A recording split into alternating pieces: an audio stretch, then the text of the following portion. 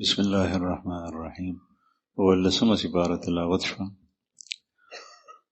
اولسمه سپاره په نصف اول کې الله جل شانه فرمایي ونضع الموازین القسط لیوم القیامه، او مونږ به د انصاف تلې په ورځ د قیامت ودرو.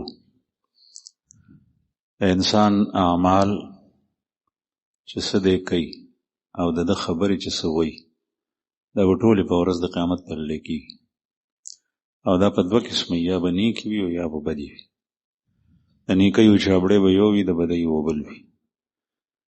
که چېرې د بدیو چابړی دروند شو جهنم ته به ځي، الله دې مونږ وساتي. او که د نیکیو چابړی دروند شو نو جنت ته به ځي. او که دواړه چابړي برابر شول د تلې نو اعراف کې به وي. وروسته به الله جل شانه د هغې باره کې فیصله کوي. انسان چې کوم عمل کوي د ده هیر شي، خبره وکړي هغه هیر شي، ټوک وکړي کله د شرع خلاف د قرآن پاک خلاف لګیایي، خلق خاندي، د ده هیر شي، خو هغه لیکلی کېږي. الله جل شانه په علم کې هر څه دي. وما تكونوا في شأن وما تتلو منه من قرآن ولا تعملون من عمل إلا كنا عليكم شهودا إذ تفيضون فيه. تیرو سپارو کې د آیت تیر شوی. ته چې په کوم حالت کې یې او ته چې قرآن پاک تلاوت کې او تاسو چې کوم عمل کوئ، نو الله پاک فرمایي اذا كنا شهودا اذ تفيضون فيه، چې کله تاسو هغې کار کې مصروف یې نو موږ حاضر یو. ته تلاوت کې نو ما ته ښکاري چې تلاوت کې زه په هر څه پوه یم، او ته چې په کوم حالت کې یې هغه ما ته پته لګي. نو د الله جل شانه په علم کې د انسان ټولې خبرې او اعمال دي. دویم د ده په دې غاړه کې یو عملنامه ده، موږ ته ښکاري نه. لکه نن سبا خو معمولي څیزونه راووتل، اوس عقل او حواس هم د انکار گنجایش پاتې نه شو. میموري کارډ کې د دنیا څیزونه راغونډ وي. مخکې به د ټیپ ریکارډ کیسټو او بیا وروسته ډیسک راووته د کمپیوټر، اوس میموري کارډ دی، په هغې کې دنیا څیزونه. نو د انسان په دې غاړه کې والزمناه طائره فی وکل انسان الزمناه طائره فی عنقه، دا مخکې تېره شو. د هر یو انسان په غاړه کې موږ د هغه عملنامه ځوړنده کړي، د هغې کې لیکلی کېږي. او بیا به په ورځ د قیامت باندې دا هر څه د کتاب په شکل کې داسې اوس پړدی شي، په هغې کې به ټول ګناهونه درج وي. دریم فرښتو په علم کې هر څه دي. فرښتې د حساب کتاب والا هغې لیکي، هغې به ګواهي ورکوي چې دا عمل یې کړی دی. څلورم د انسان اعضا، دا به ګواهي ورکوي.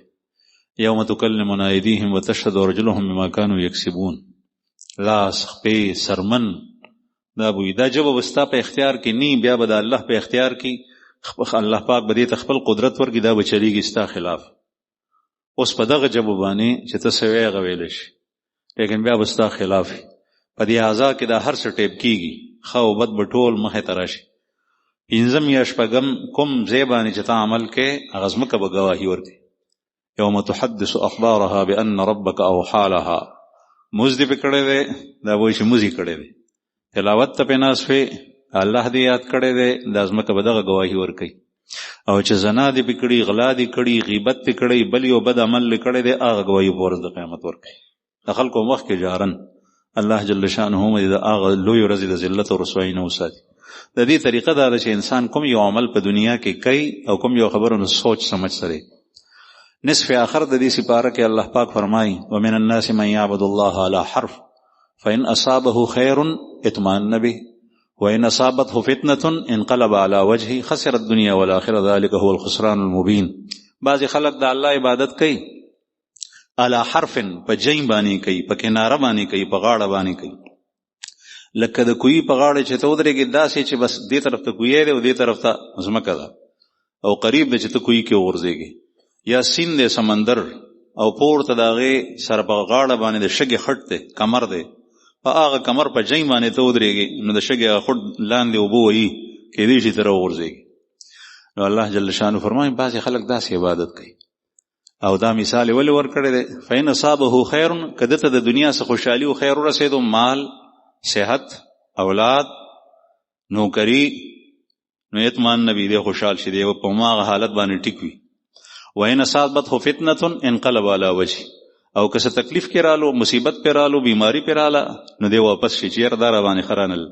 مونځ یې نه کولو، مونځ یې شروع کړو، نو چې کله حالت خراب شو نو مونځ راباندې ښه نه دی راغلی. دې مجلس ته تلم، دا مجلس راباندې ښه نه دی راغلی. حدیث کتابونو کې حدیث مبارک کې واقع را دي، یو بدو رالو، رسول الله صلی الله علیه وسلم نه بیعت شو. مدینه منوره کې پاتې کېدو چې دین زده کم، تبه پې راله، داسې شیبر تبه پې راله. دوی دا خبره خو ګډه وډه شوه. نو رالو رسول الله صلی الله علیه وسلم ته ویزه بیعت ماتوم، زم خپل وطن ته. دا الله رسول ته فرمایل چې بیعت یو ځل سړی وکړي بیا نه ماتېږي. لاړو، په بل ورځ بیا رالو، ویزه بیعت ماتوم. پیغمبر علیه السلام ورته هماغسې جواب ورکړو. په درېیمه ورځ بیا ووایي چې بیا ووایي پوه شو چې بیعت خو مې نه ماتېږي، نو وتښتېدو.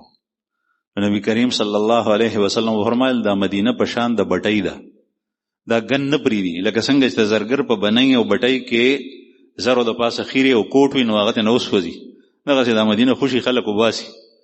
نو هغه واپس لاړ. ومن الناس من یعبد الله علی حرف.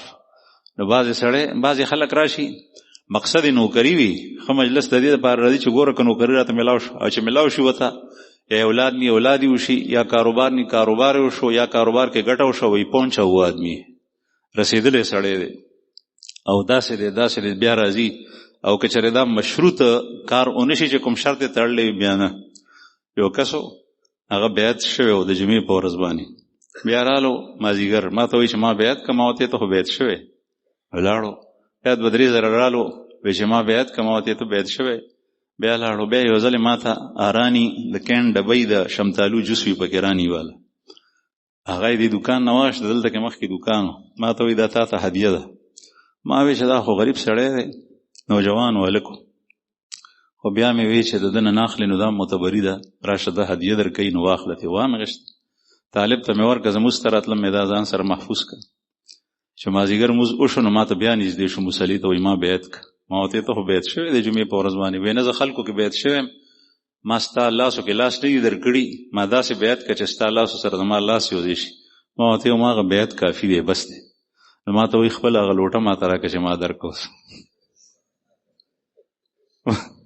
دا مشروط بیعت چې ما به لاس په لاس بیعت کړي. ما طالب ته ویل که لوټه ورکړه، لوټه یې واخیسته، په غوسه کې ووتو، دوکان ته یې ورکړه. دوکاندار ته وایي ما ته خپلې پیسې راکړه، د دې ځای نه دا هم نه اخلم. پیسې واخیستې، د هغه ورځ نه تر اوسه ورځ پورې ما نه دی لیدلی. نو عرض مې دا کولو زما عزتمنو چې صحابو باندې د اسلام راوړو نه پس سخت حالات راغلي، هغې خدای ټنګولي دي. هغې هسې صحابه نو سخت حالات پرې رالل، بیا په ایمان باندې ایمان به نورم مضبوط شو، زخمونه پرې رالل، نور به ایمان مضبوط شو. نو خپل ایمان او دین دې سره مشروط کوئ. ما